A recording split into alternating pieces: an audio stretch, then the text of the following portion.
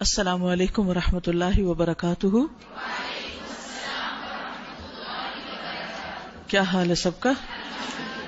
الحمد للہ، نحمده ونصلی علی رسولہ الکریم، اما بعد فاعوذ باللہ من الشیطان الرجیم، بسم اللہ الرحمن الرحیم، رب اشرح لی صدری ویسر لی امری واحلل عقدۃ من لسانی یفقهوا قولی۔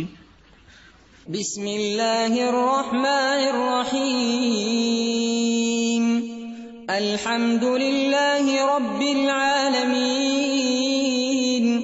الرحمن الرحیم، مالک یوم الدین، ایاک نعبد وإیاک نستعین،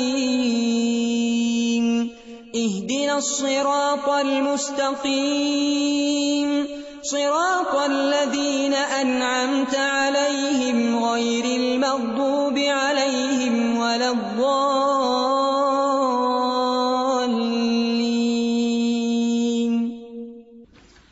کل ہم نے قرآن مجید کے بارے میں پڑھا کہ قرآن مجید کے کچھ حقوق ہیں ہم پر، جن میں سے حق التلاوہ، حق الحفظ، حق التدبر۔ کل ہم نے تدبر کے بارے میں پڑھا تھا کہ قرآن مجید میں غور و فکر کرنا، قرآن مجید کو سمجھنا نہایت ضروری ہے۔ ایسا کرنا کیوں ضروری ہے اور اس کے کیا فائدے ہیں، کوئی بتائے گا؟ شرح صدر ہوتا ہے اور بصیرت میں اضافہ ہوتا ہے، احکامات کا پتہ چلتا ہے، حلال حرام کا پتہ چلتا ہے، عمل کرنے میں مدد ملتی ہے، ایمان اور عمل پختہ ہوتا ہے، تزکیہ نفس ہوتا ہے، اپنی غلطیاں نظر آتی ہیں، اور قرآن پر غور و فکر اگر نہیں کرتے تو ایسا ہی ہے گویا ہم نے قرآن کو چھوڑ دیا، اس کا حق ادا ہی نہیں ہوتا جب تک اس کے اندر غور و فکر نہ کیا جائے۔ اب ہم پارے کے تھوڑی سی ریویژن دیکھ لیتے ہیں۔ کل کے پارے میں جو اہم باتیں تھیں وہ کیا تھی؟ شیطان نے جو کہا کہ میں زیادہ بہتر ہوں، تو یہ شیطانی صفت ہے کہ انسان اپنے آپ کو دوسروں سے بہتر سمجھے۔ دیکھیے کہ ہر انسان کے دو رخ ہوتے ہیں نا، ایک اس کا ظاہر ہوتا ہے، ایک اس کا باطن ہوتا ہے۔ ہمارے سامنے انسان کا صرف ظاہر ہوتا ہے، تو ہم صرف ظاہر کو دیکھتے ہوئے اس کے بارے میں ججمنٹ قائم کر لیتے ہیں، اور اس کے باطن کا تو ہمیں نہیں پتا ہوتا کہ اس کا ایمان کیسا ہے، اس کا تقوی کیسا ہے، اس کا توکل کتنا ہے، اس کے اندر اللہ کی محبت کتنی ہے، اس کے اندر بندوں کی خیرخواہی کتنی ہے، اس کے اندر اللہ سے اور اس کے بندوں سے اچھا گمان کتنا ہے۔ یہ تو ہم سوچتے ہی نہیں ہیں۔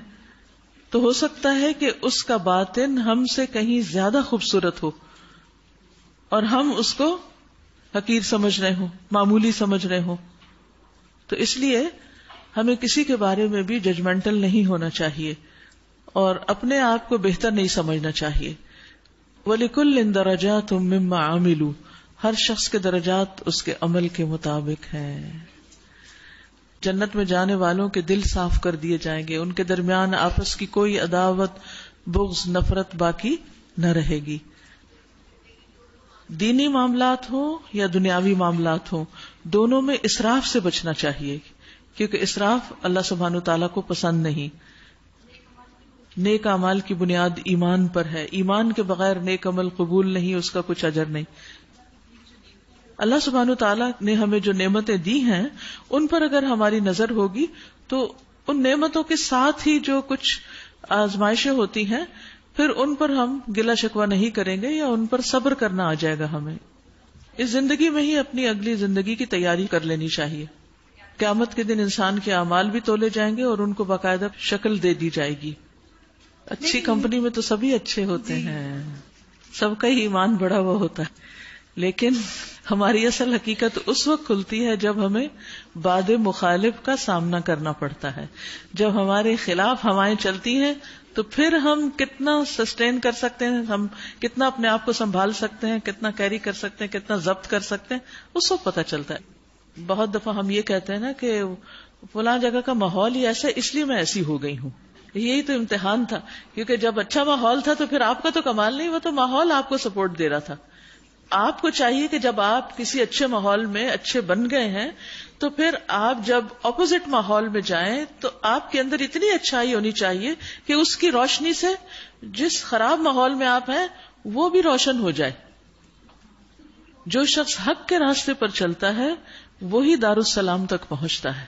تو اس لیے اس راستے میں اگر مشکلیں بھی آئیں تو راستہ نہیں چھوڑنا. آپ دیکھیے کہ مثلاً اگر آپ یہاں سے حیدرآباد جانا چاہتے ہیں اور درمیان میں سڑک بمپی ہے تو کیا آپ گھر واپس آ جاتے ہیں؟ گھر واپس آ جاتے ہیں؟ نہیں آتے نا. چوٹیں کھاتے ہیں، دھکے کھاتے ہیں، لیکن پھر آپ کو امید ہوتی ہے اچھا یہ تھوڑا سا پیچ ہے، یہ گزر جائے گا، آگے اسموتھ ہے رائڈ. پھر تھوڑی اسموتھ آتی ہے، پھر کھڈے آ جاتے ہیں. ایسا ہوتا ہے نا. یعنی اگر کوئی یورپ میں رہتا تو شاید ہماری یہ مثال نہ سمجھ سکے، لیکن یہاں کے رہنے والے سب اس کو اچھی طرح سمجھتے ہیں. آپ نے دیکھو اچھی بھلی روڈز کے آگے کھڈا آ جاتا ہے اچانک، اور کڑک سے گاڑی جا گرتی ہے، پتہ ہی نہیں چلتا، ایک دم لگتی ہے چوٹ، پھر ہوش آتی. تو سیدھے رستے پہ چلتے ہوئے بھی انسان کو ایسی مشکلات کا سامنا کرنا پڑتا ہے، لیکن جو اس عزم میں پکا ہو کہ مجھے اپنی منزل تک پہنچنا ہے وہ ان تکلیفوں کو برداشت کرتا ہے، ورنہ پہنچ نہیں سکتا. چلیے ہم شروع کرتے ہیں. قرآن مجید کے حقوق میں سے ایک حق اس پر عمل کرنا بھی ہے. قرآن مجید کتاب عمل ہے. سورۃ الانعام میں اللہ سبحانہ وتعالی فرماتے ہیں وَهَذَا كِتَابٌ أَنزَلْنَاهُ مُبَارَكٌ فَاتَّبِعُوهُ وَاتَّقُوا لَعَلَّكُمْ تُرْحَمُونَ. اور یہ کتاب یعنی قرآن مجید جو ہم نے نازل کیا بہت بابرکت ہے، لہذا اس کی پیروی کرو، یعنی اس کو فالو کرو. جو راستہ یہ دکھاتا ہے اس پر چلو، اس کے احکامات پر عمل کرو. اور اگر ہم ایسا کرتے ہیں تو فائدہ کیا ہوگا؟ لعلکم ترحمون، تاکہ تم پر رحم کیا جائے. اور صرف اتباع ہی نہیں، فرمایا واتقوا، اور تقوی اختیار کرو. یعنی اس کتاب کو پڑھتے ہوئے ہمارے تقوی میں اضافہ ہونا چاہیے. اس کی پیروی کرنے والوں کی فضیلت حدیث میں کچھ یوں آتی ہے. انس رضی اللہ عنہ سے روایت ہے، انہوں نے کہا کہ نبی صلی اللہ علیہ وسلم نے لوگوں سے پوچھا ایمان کے لحاظ سے سب سے زیادہ تعجب انگیز مخلوق کون سی ہے؟ صحابہ نے کہا فرشتے. آپ نے فرمایا فرشتے ایمان کیوں نہ لائیں؟ سارے حقائق ان کے سامنے ہی ہوتے ہیں. انہوں نے کہا تو پھر انبیاء ہوں گے، ان کا ایمان سب سے افضل ہے. آپ نے فرمایا انبیاء کی طرف تو وحی کی جاتی ہے، یعنی ان کے پاس تو فرشتہ آتا ہے، وہ ایمان کیوں نہ لائیں؟ انہوں نے کہا پھر صحابہ ہوں گے جو نبی صلی اللہ علیہ وسلم کی کمپنی میں ہوتے ہیں. آپ نے فرمایا صحابہ تو انبیاء کے ساتھ ہوتے ہیں، انہیں ایمان قبول کرنے میں کیا دقت ہے؟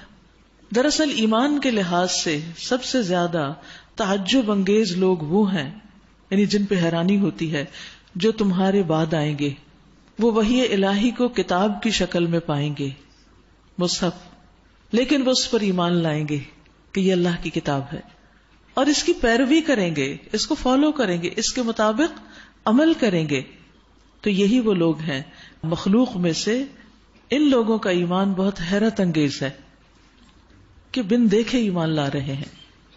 اور پھر خاص طور پر جو کچھ یہ کتاب کہتی ہے وہ ان کے عمل میں بھی ہے، یعنی ایمان لائیں گے اور اس کی پیروی کریں گے. تو قرآن پر عمل جو ہے یہ بہت اعلیٰ ترین اعمال میں سے ہے اور انسان کو اللہ سبحانہ وتعالیٰ کے قریب کرتا ہے. ابن القیم رحمہ اللہ کہتے ہیں اہل قرآن سے مراد وہ لوگ ہیں جو قرآن کے عالم ہوں، یعنی قرآن جانتے ہوں، اور جو کچھ اس میں ہے اس پر عمل کرنے والے ہوں. کیونکہ ربانی کون ہوتا ہے؟ وہی جو صرف علم نہیں رکھتا بلکہ اس پر عمل بھی کرتا ہے.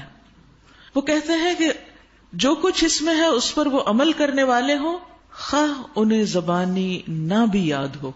یعنی اگر وہ قرآن کے حافظ نہیں بھی، کیونکہ ہر شخص حافظ نہیں ہو سکتا، ہر شخص کے اندر اتنا اسٹیمنا نہیں ہو سکتا کہ وہ سب کچھ اپنے اندر محفوظ کر سکے یا اس کو پھر یاد کرنے کے بعد بار بار ریوائز کر سکے، لیکن وہ اس کو سمجھتے خوب ہیں، جانتے خوب ہیں، اس پر غور و فکر کرتے ہیں اور اس پر پھر عمل بھی کرتے ہیں. تو اس میں بڑی خوشخبری ہے ان لوگوں کے لیے جو حافظ نہیں لیکن وہ قرآن میں غور و فکر کا سلسلہ زندگی بھر جاری رکھتے ہیں. قرآن مجید کو ہمیں اپنے عمل اور اپنے اخلاق کا خاص طور پر حصہ بنانا چاہیے، یعنی قرآن سے اپنے اخلاق کو سنوارنا چاہیے. اس لیے کہ نبی صلی اللہ علیہ وسلم کے بارے میں جب حضرت عائشہ سے پوچھا گیا کہ آپ کا اخلاق کیسا ہے، تو وہ کہتی ہیں کہ نبی صلی اللہ علیہ وسلم کا اخلاق تو قرآن ہی تھا، اور آپ کے اخلاق کی گواہی کس نے دی؟ اللہ سبحانہ وتعالیٰ نے. سورۃ القلم میں آتا ہے انک لعلی خلق عظیم، آپ بلند ترین اخلاق پر فائز ہیں. تو سب سے بہترین اخلاق اس کا ہونا چاہیے جو قرآن پڑھتا ہے. یعنی اگر کوئی شخص قرآن پڑھنے کے بعد بد اخلاق ہے تو اس کا مطلب یہ کہ قرآن اس کے حلق سے نیچے نہیں اترا، اس نے اس میں سے کچھ بھی نہیں پایا، خواہ وہ کتنا ہی رواں حافظ کیوں نہ ہو. تو حدیث میں آتا ہے کہ حضرت عائشہ کہتی ہیں کہ کیا تم نے قرآن میں اللہ عز و جل کا یہ ارشاد نہیں پڑھا وَإِنَّكَ لَعَلَىٰ خُلُقٍ عَظِيمٍ. اسی طرح یہ یاد رکھیے کہ جو شخص قرآن پر عمل نہیں کرتا اس کی سزا بھی ہے. صحیح بخاری کی روایت ہے، نبی صلی اللہ علیہ وسلم نے فرمایا، آپ کہتے ہیں کہ آج رات میں نے ایک خواب میں دیکھا کہ 2 آدمی میرے پاس آئے، انہوں نے میرے ہاتھ تھام لیے اور وہ مجھے ارض مقدس کی طرف لے گئے اور پھر عالم بالا کی طرف. وہاں ہم ایک ایسے شخص کے پاس آئے جو سر کے بل لیٹا ہوا تھا، اور دوسرا شخص ایک بڑا سا پتھر لیے اس کے سر پہ کھڑا تھا. اس پتھر سے وہ لیٹے ہوئے شخص کے سر کو کچل دیتا تھا. جب وہ اس کے سر پہ پتھر مارتا تو سر پہ پتھر لگ کے وہ پتھر دور چلا جاتا اور وہ اسے جا کر اٹھا لاتا. ابھی پتھر لے کر واپس بھی نہیں آتا تھا کہ سر دوبارہ سے درست ہو جاتا، اور پھر وہ اسی طرح اس کو دوبارہ مارتا اور پھر وہ دوبارہ کچلا جاتا اور پھر پتھر دور جا گرتا اور وہ اٹھا کے لاتا. تو مسلسل یہی ہو رہا تھا. فرشتوں نے بتایا کہ جس شخص کو تم نے دیکھا کہ اس کا سر کچلا جا رہا تھا وہ ایک ایسا انسان تھا جسے اللہ نے قرآن کا علم دیا، لیکن وہ رات کو پڑھا سوتا رہتا تھا اور دن میں اس پر عمل نہیں کرتا تھا. یعنی رات کی نماز یا فجر کی نماز میں غفلت. قیامت تک اس کے ساتھ ایسا ہی معاملہ ہوتا رہے گا.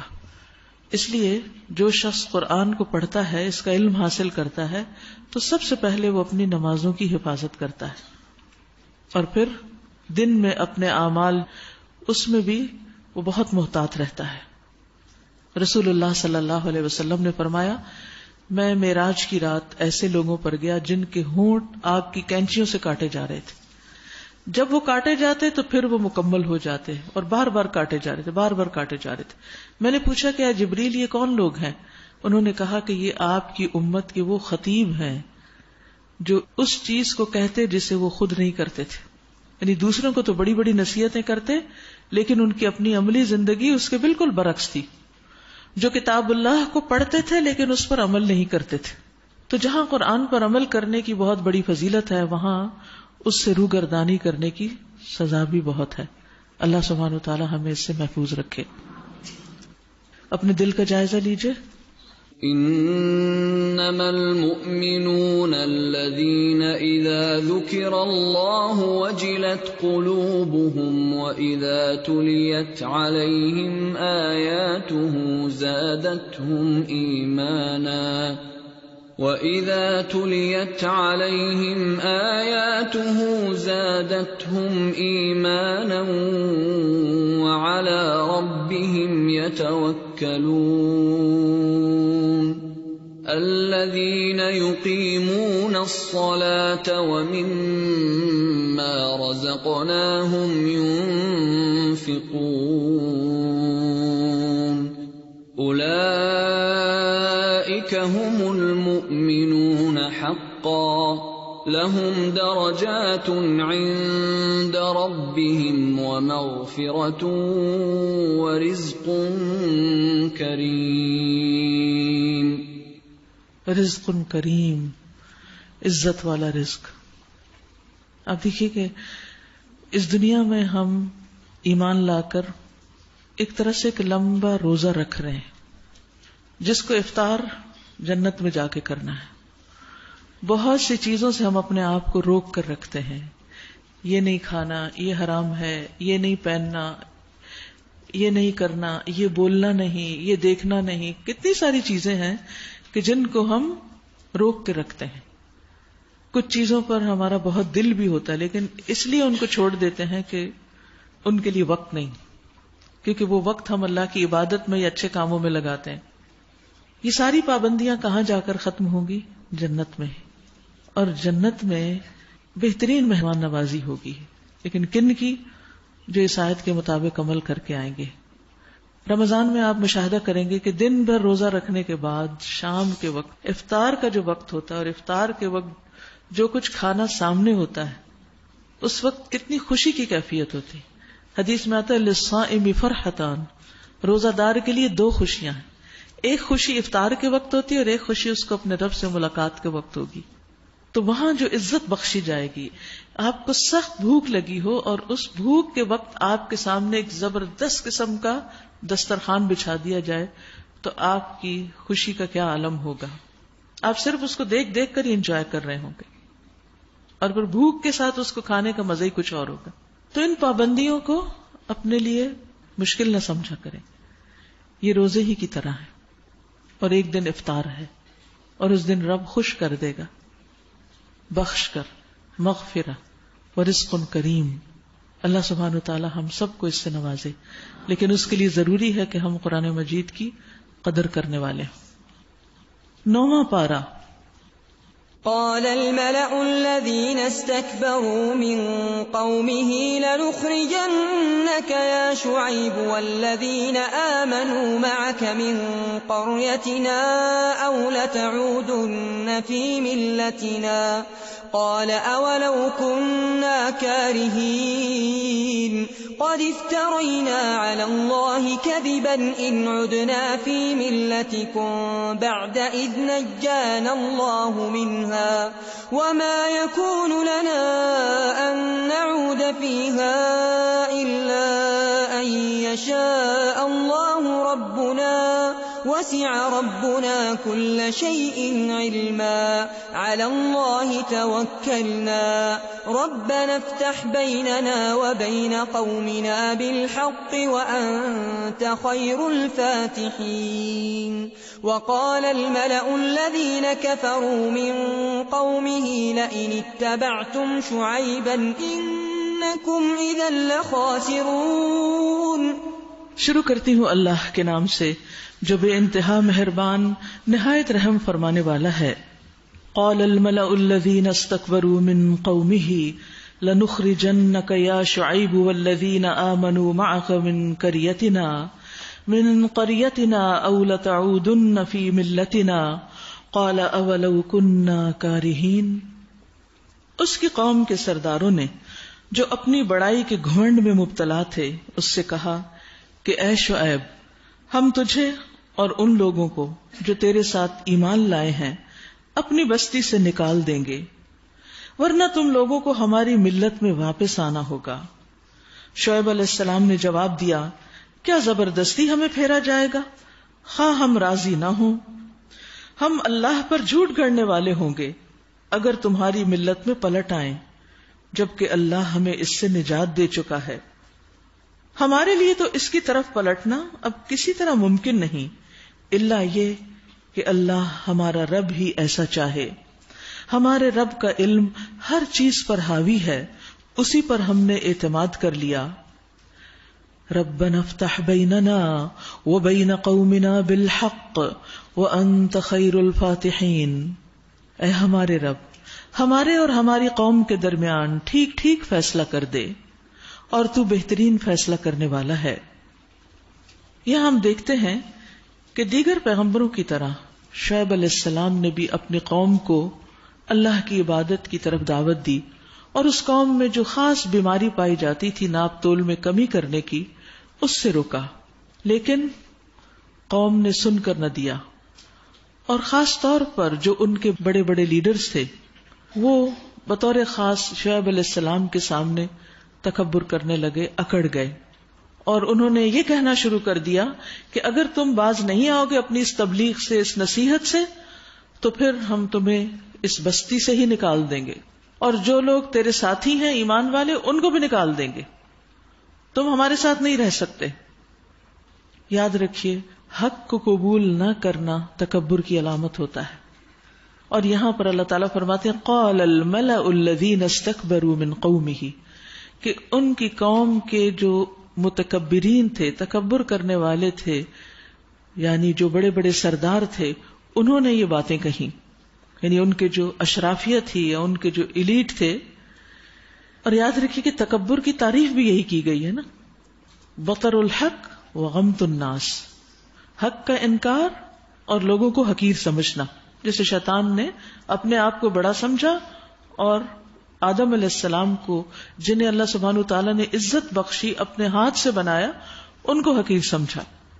تو انسان جب اپنی لذتوں میں گم ہو کر اپنی خواہشات نفس کی پیروی کرتا ہے، اپنے لیے ایک خاص لائف سٹائل طے کر لیتا ہے کہ مجھے بس اس طرح جینا ہے، چاہے وہ حلال ہے، حرام ہے، جائز ہے یا ناجائز ہے، تو اس میں پھر وہ کسی کو مداخلت نہیں کرنے دیتا. اگر کوئی بھی اس کو نصیحت کرنے کی کوشش کرے تو اس کا شدید ریئیکشن سامنے آتا ہے اور وہ اس کا انکار کر دیتا ہے. تو جب ان لوگوں نے دیکھا کہ شعیب علیہ السلام کی جو تعلیم ہے وہ ان کی خواہشات کے بالکل برعکس ہے تو انہوں نے اس کو قبول نہیں کیا. ہم سب کو بھی غور کرنا چاہیے کہ کہیں ایسا تو نہیں کہ جب دین کی کوئی بات ہماری مرضی کے مطابق نہیں ہوتی تو ہم اس کو ایک دم ٹھکرا دیتے ہیں، اس کا انکار کر دیتے ہیں کہ یہ تو میں نہیں کر سکتی، چاہے دل میں کہیں یا زبان سے کہیں یا عملی رویہ ہو، یہ کرنا درست نہیں. اسی طرح آپ دیکھیے کہ جو متکبرین ہیں وہ حق بات کہنے والوں کی عزت بھی نہیں کرتے.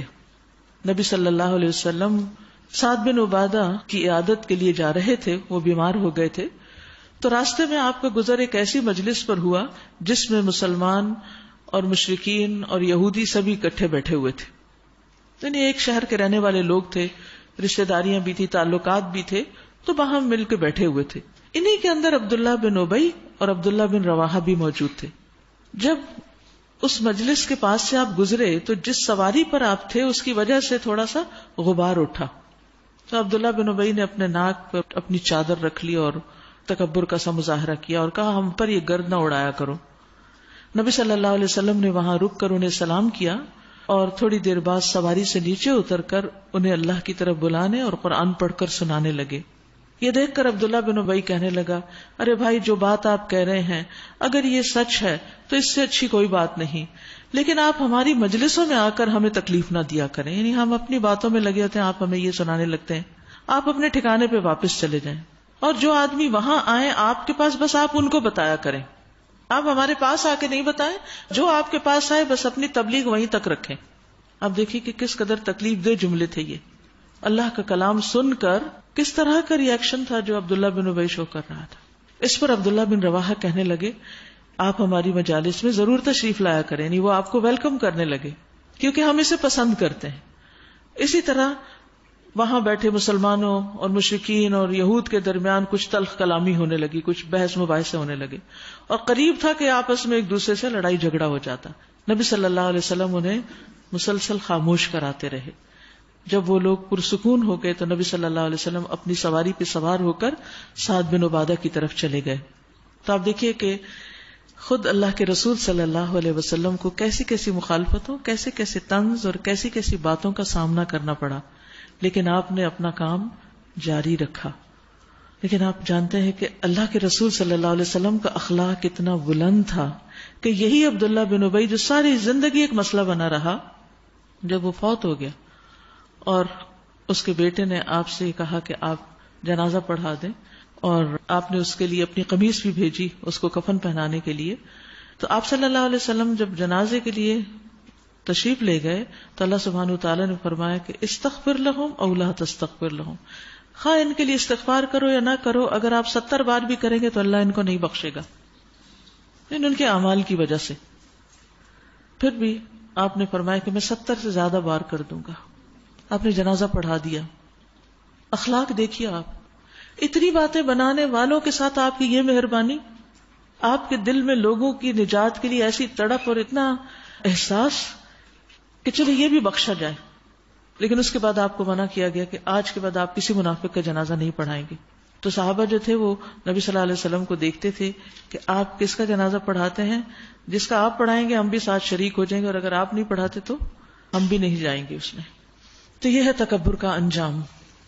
اور اس میں آپ دیکھیے کہ عبداللہ بن ابی کا کردار اور عبداللہ بن رواحہ کا کردار، آگے آپ دیکھیں گے کہ انسانوں میں سے کچھ خبیث ہوتے ہیں، کچھ طیب ہوتے ہیں، کچھ روحیں نیک ہوتی ہیں، کچھ روحیں بد ہوتی ہیں. جو نیک روحیں ہوتی ہیں انہیں نیکی سے محبت ہوتی ہے، اور جو بد روحیں ہوتی ہیں وہ نیکی سے نفرت کرتی ہیں. اللہ سبحانہ وتعالی ہمیں نفس کے شر سے بچائے. اس کی قوم کے سرداروں نے جو اس کی بات ماننے سے انکار کر چکے تھے آپس میں کہا اگر تم نے شعیب علیہ السلام کی پیروی قبول کر لی تو برباد ہو جاؤ گے. مگر ہوا یہ کہ ایک دہلا دینے والی آفت نے ان کو آ لیا اور وہ اپنے گھروں میں اوندھے پڑے کے پڑے رہ گئے. جن لوگوں نے شعیب علیہ السلام کو جھٹلایا وہ ایسے مٹے کہ گویا کبھی ان گھروں میں بسے ہی نہ تھے. شعیب علیہ السلام کے جھٹلانے والے ہی آخر کار برباد ہو کر رہے. سردار کہہ رہے تھے قوم کو کہ شعیب علیہ السلام کے پیچھے چلو گے تو برباد ہو جاؤ گے، لیکن نتیجہ کیا ہوا؟ اس کے بالکل برعکس، برباد وہ ہوئے جو ان کو جھٹلا رہے تھے. اور شعیب علیہ السلام یہ کہہ کر ان کی بستیوں سے نکل گئے اے میری قوم، میں نے اپنے رب کے پیغامات تمہیں پہنچا دیے اور تمہاری خیر خواہی کا حق ادا کر دیا. اب میں اس قوم پر کیسے افسوس کروں جو حق قبول کرنے سے انکار کرتی ہے. کبھی ایسا نہیں ہوا کہ ہم نے کسی بستی میں نبی بھیجا ہو اور اس بستی کے لوگوں کو پہلے تنگی اور سختی میں مبتلا نہ کیا ہو، یعنی پہلے ان کو آزمایا اس خیال سے کہ شاید وہ عاجزی پر اتر آئیں. پھر ہم نے ان کی بدحالی کو خوشحالی سے بدل دیا، یہاں تک کہ وہ خوب پھلے پھولے اور کہنے لگے ہمارے اسلاف پر بھی اچھے اور برے دن آتے ہی رہے ہیں. آخر کار ہم نے انہیں اچانک پکڑ لیا اور انہیں خبر تک نہ ہوئی. ان آیات سے بھی یہ پتہ چلتا ہے کہ اللہ سبحانہ و تعالی تکلیف کے ساتھ بھی آزماتا ہے اور نعمت کے ساتھ بھی آزماتا ہے. لیکن مشکل یہ ہے کہ جب انسان اچھے حال میں ہوتا ہے تو وہ سمجھتا ہے کہ اللہ مجھ سے راضی ہے. اس کو احساس ہی نہیں ہوتا کہ میری نافرمانی کی وجہ سے اللہ مجھ سے ناراض بھی ہو سکتا ہے. اب یہاں کیا ہوا کہ لوگ دنیا میں مست تھے کہ اچانک ان کی پکڑ ہو گئی اور انہیں خبر تک نہ تھی. اگر بستیوں کے لوگ ایمان لاتے اور تقوی کی روش اختیار کرتے تو ہم ان پر آسمان اور زمین سے برکتوں کے دروازے کھول دیتے. یعنی اللہ کی اطاعت کرنے سے دنیا کا نقصان نہیں ہوتا، وہ تو ہر ایک پر آزمائش آتی ہے، کمی بیشی سب کے ساتھ ہوتی ہے. لیکن جو لوگ اللہ کی اطاعت کرتے ہیں، فرما برداری کرتے ہیں، اللہ سبحانہ و تعالیٰ ان پر اپنی برکتیں نازل فرماتا ہے. لوگوں کی اکثریت نے کیا کیا؟ وَلَٰكِن كَذَّبُوا، لیکن انہوں نے جھٹلایا. فَأَخَذْنَاهُمْ بِمَا كَانُوا يَكْسِبُونَ، لہٰذا ہم نے اس بری کمائی کے حساب میں انہیں پکڑ لیا جو وہ سمیٹ رہے تھے. پھر کیا بستیوں کے لوگ اب اس سے بے خوف ہو گئے کہ ہماری گرفت کبھی اچانک ان پر رات کے وقت نہ آ جائے گی جبکہ وہ سو رہے ہوں گے؟ یعنی رات کو بھی انسان کو ڈرنا چاہیے کیونکہ بعض اوقات آفات اچانک آ جاتی ہیں. ہم نے دیکھا ہوگا کہ ہر روز خبروں میں پڑھتے ہیں کہیں لینڈ سلائیڈنگ ہو گئی ہے، کہیں پر زلزلہ آ گیا ہے، کہیں کوئی طوفان آ گیا، کہیں کچھ اور مصیبت آ گئی ہے، کہیں کوئی فتنہ فساد ہے، قتل و غارت ہے. امن سے رہنے والے لوگ یکا یک مصیبتوں میں آ جاتے ہیں. تو اگر اللہ سبحانہ وتعالی ہمیں امن کی رات دے تو اس میں بھی اللہ سے ڈرتے رہنا چاہیے کہ کہیں ہم پر کوئی تکلیف یا آزمائش نہ آ جائے، اور اللہ سے توبہ استغفار کرتے رہیں. یا انہیں اطمینان ہو گیا ہے کہ ہمارا مضبوط ہاتھ کبھی یکا یک ان پر دن کے وقت نہ پڑے گا جبکہ وہ کھیل رہے ہوں. کیا یہ لوگ اللہ کی چال سے بے خوف ہیں؟ حالانکہ اللہ کی چال سے وہی قوم بے خوف ہوتی ہے جو تباہ ہونے والی ہو. اور کیا ان لوگوں کو جو سابق اہل زمین کے بعد زمین کے وارث ہوتے ہیں اس امر واقعی نے کچھ سبق نہیں دیا کہ اگر ہم چاہیں تو ان کے قصوروں پر انہیں پکڑ سکتے ہیں، مگر وہ غفلت برتتے ہیں اور ہم ان کے دلوں پہ مہر لگا دیتے ہیں. اس سے پتہ چلتا ہے کہ اگر انسان زیادہ دن غفلت میں رہے تو پھر دل سخت ہونا شروع ہو جاتا ہے. جو ہی دل کے اوپر کچھ ذرا سی بھی گرد آئے تو فوراً رخ کریں نیکی کے کاموں کی طرف تاکہ دل روشن ہو جائے.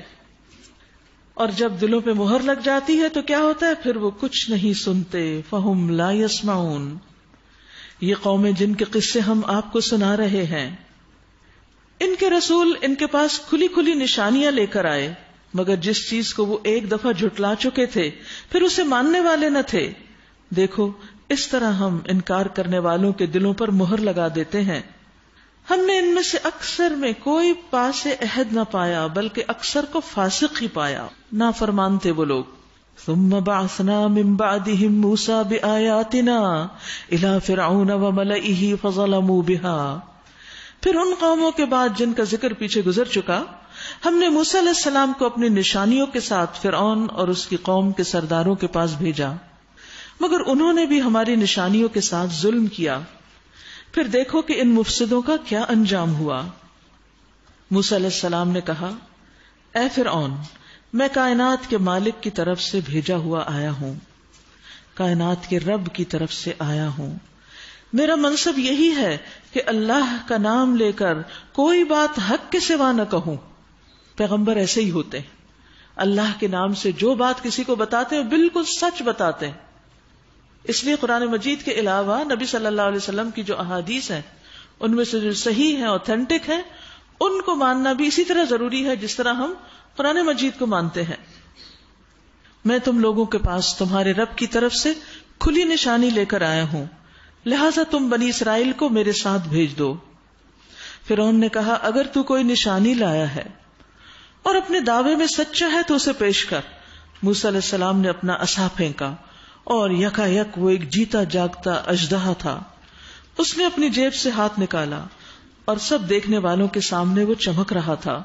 اس پر فرعون کی قوم کے سرداروں نے آپس میں کہا یقیناً یہ شخص بڑا ماہر جادوگر ہے، تمہیں تمہاری زمین سے بے دخل کرنا چاہتا ہے، اب کہو کیا کہتے ہو. پھر ان سب نے فرعون کو مشورہ دیا کہ اسے اور اس کے بھائی کو انتظار میں رکھیے اور تمام شہروں میں ہرکارے بھیج دیجیے، یعنی لوگوں کو جمع کرنے والے، کہ ہر ماہر فن جادوگر کو آپ کے پاس لے آئیں. چنانچہ جادوگر فرعون کے پاس آ گئے. انہوں نے کہا اگر ہم غالب رہے تو ہمیں اس کا صلہ تو ضرور ملے گا نا. فرعون نے جواب دیا ہاں، اور تم مقرب بارگاہ ہوگے. پھر انہوں نے موسیٰ سے کہا تم پھینکتے ہو یا ہم پھینکیں؟ موسیٰ نے جواب دیا تم ہی پھینکو.